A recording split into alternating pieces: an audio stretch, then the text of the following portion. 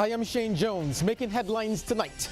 Round-the-clock access to medical care now available at one polyclinic. Efforts underway to find out the extent of the nurses' shortage.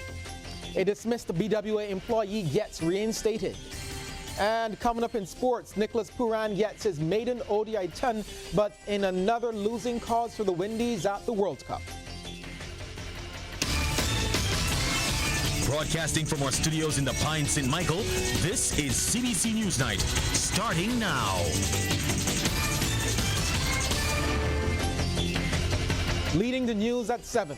Round-the-clock medical care is now available to Barbadians at one of the island's polyclinics. And Health Minister Lieutenant Colonel Jeffrey Bostic says soon it may also be easier to access medical services at any of the 9 polyclinics. Sharika Griffith reports. Starting today, Barbadians can now access 24-hour medical care behind me at the Winston Scott Polyclinic. Now speaking during the official opening ceremony, Health Minister Lieutenant Colonel Jeffrey Bostic says it's time Barbadians are able to access medical care at all the island's polyclinics and not just the ones in their catchment areas. And now that we have digitized the medical record system through all of the polyclinics, which makes it accessible to all polyclinics, I believe we have to look now and see what we can do to ensure, for example, that a person who works at St. George Parish Church, but who lives perhaps in St. Peter, that it may be easier for them to go to the Glebe rather than to go to Morris Bay in terms of their work schedules and so on. And that, I believe, would improve on productivity throughout this island if we are able to facilitate this. Minister Bostic was, however, unable to give a start date, as he says discussions must first be held with the management of the polyclinics. He was speaking during a short ceremony at the Winston Scott Polyclinic, the first of 2 clinics to roll out 24-hour care for non-critical patients.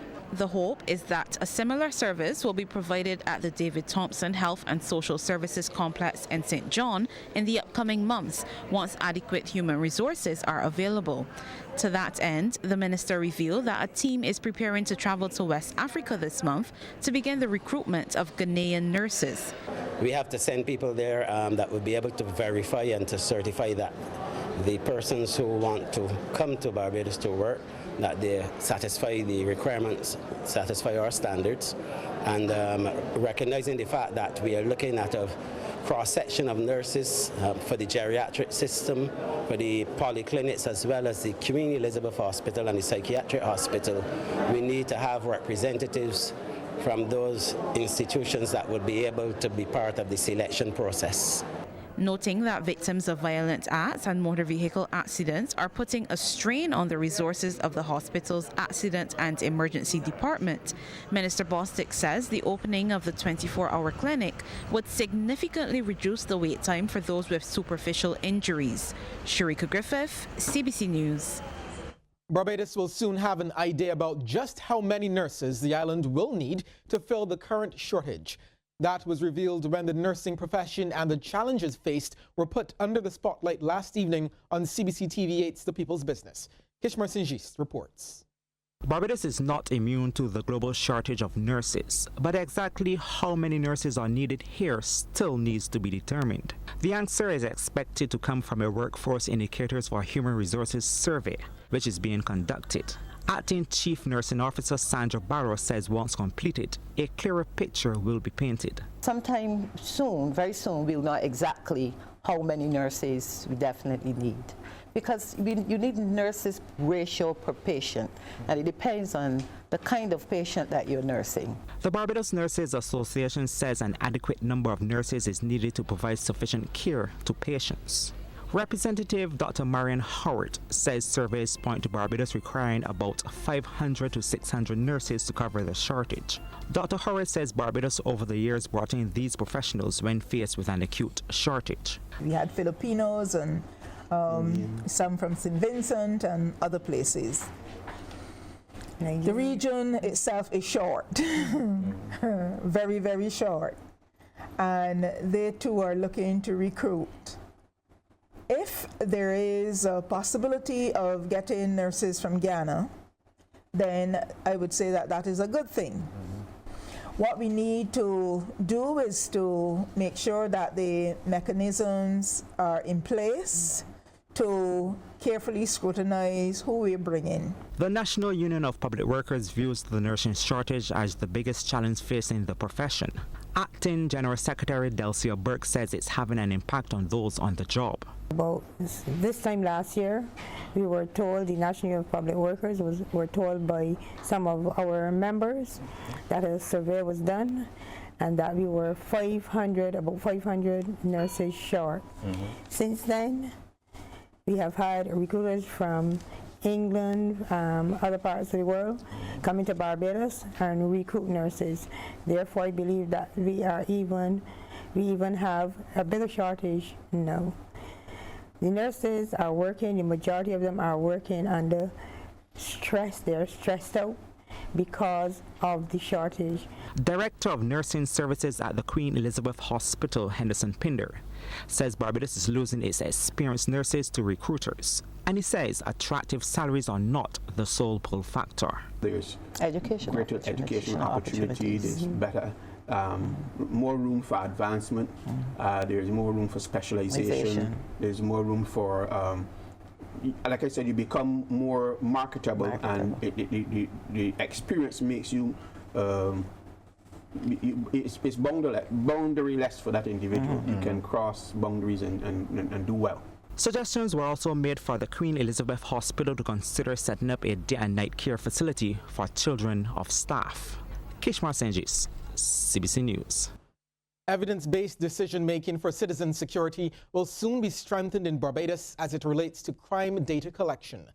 The USAID, in collaboration with the UNDP, Barbados, and the Eastern Caribbean, launched the Crime Victimization Survey this morning.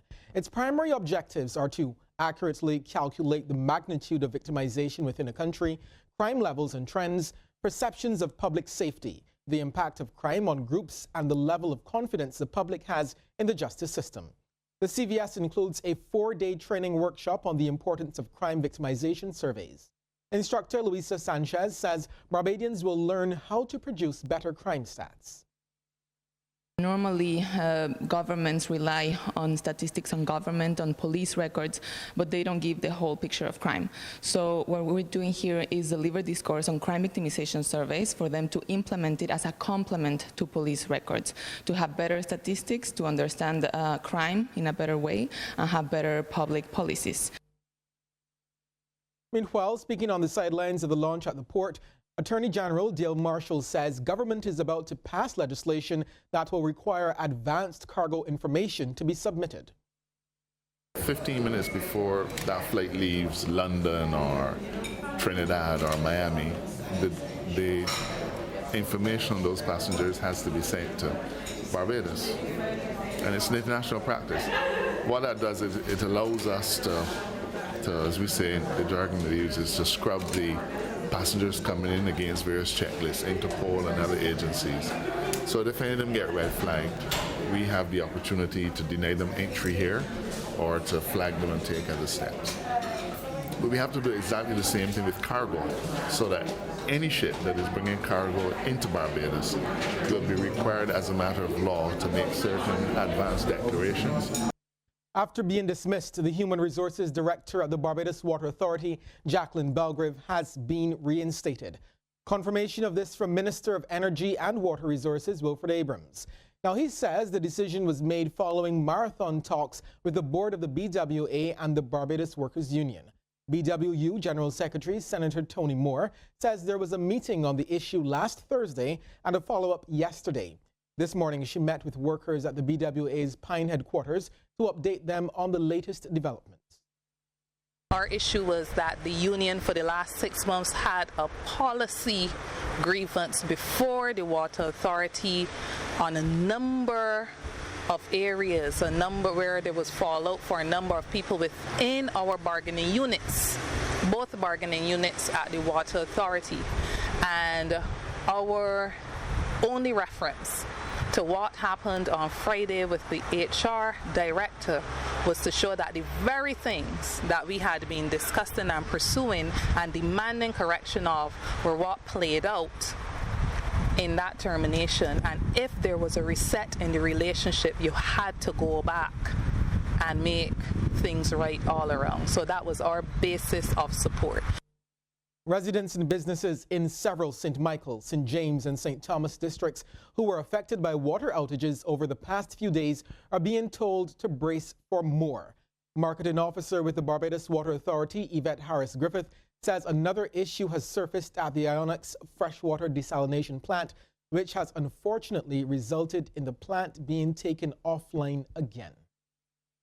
Work to correct the issue did begin earlier this afternoon, but it will take some time for repairs to be completed, and then following the repairs for pumping to resume. Now, there are persons in some of the affected districts who have water through the taps still. We're asking those persons to please store some so that it would help you should an outage occur. In addition to that, of course, the authority will continue to supply persons by water tanker in these districts. Please remember that there is a heavy demand, so there may be delays. Stepped up CSME implementation is among matters up for discussion as Caribbean leaders meet in St. Lucia for the 40th regular meeting of the Conference of Heads of Government. Barbados' delegation to the conference, which gets underway on Wednesday, will be led by Prime Minister Mia Amor-Motley. Barbados Ambassador to CARICOM, David Comachong, is hopeful Caribbean heads will resolve outstanding issues, especially as it relates to household domestics. Mr. Comachong was a guest on CBC TV8's Morning Barbados. CARICOM has long agreed that household domestics should be one of the categories of skills that should move freely across the region, but where we have had a problem is agreeing on the definition of a household domestic. Some countries feel that that concept should not just be confined to people cleaning and maintaining a household, but should extend to caregivers for the elderly and caregivers for infants. Some countries are unwilling to extend it that far. So that is where the impasse is. Checking in with our regional neighbors now, the newest political party on the scene in Trinidad and Tobago is of the view that the office of the president is archaic. Should the Progressive Party be elected into government, interim political leader Nicola Edwards says there will be constitutional changes. We hear more in this TTT report. We need to have an executive prime minister, all right? Because we're paying someone in an office that the prime minister could have been doing. A straight-talking political leader of the Progressive Party, Nicola Edwards, as he consulted with stakeholders and took questions from members of the public days after he launched his party. The consultation was held at Drink Lounge on Rosalino Street. Edwards said his main priority, if elected, is to make constitutional changes like empower the LGBTQIA community. When the government does not seem to have a clear position on the Caribbean Court of Justice, when the government is failing to protect the rights and liberties of the LGBTQIA community, this is where you go to the people and allow the people to make those decisions. Now, we understand why they will shy away from that because they're thinking votes. We don't want you thinking in cycles of 5 years. We want you to think about Vision 100 years. Guyana has been told legislative changes will be required to establish a national legal database now that the country has introduced DNA testing. The advice came from Director of the Guyana Forensic Laboratory, Delon France, as we hear from NCN News.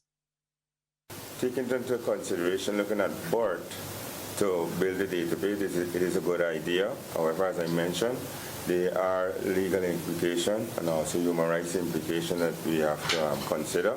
So the first step what we decided to do, or part of a recommendation, is to make a slight amendment to already existing laws that empowers police to take records. At the moment, the police are permitted by law to conduct photography and fingerprinting. To help fast-track crime mapping in relation to the use of guns, Delon France notes that talks are already in the pipeline to source an affordable piece of equipment to meet the needs. There are equipments out there that can do it, but they're very, very costly. But this is something that we were in discussion and we're looking to try to see if we can get a more affordable one that can actually you can actually upload images into the instrument, and the instrument does the quick matching. In the Bahamas, 14 people were shot early yesterday morning during a birthday celebration that turned into a nightmare. According to police, 10 of the victims were female and 4 were minors, the youngest just 10 years old. The authorities reported that a man who was walking towards the party was approached by 2 gunmen who began shooting. We have a report from Our News Bahamas. According to police reports, the victims were attending a party at this house on Ethel Street in Montel Heights around midnight when unknown gunmen opened fire on the crowd. Shortly after midnight, the police received a report of a shooting that took place in the community of Montel Heights.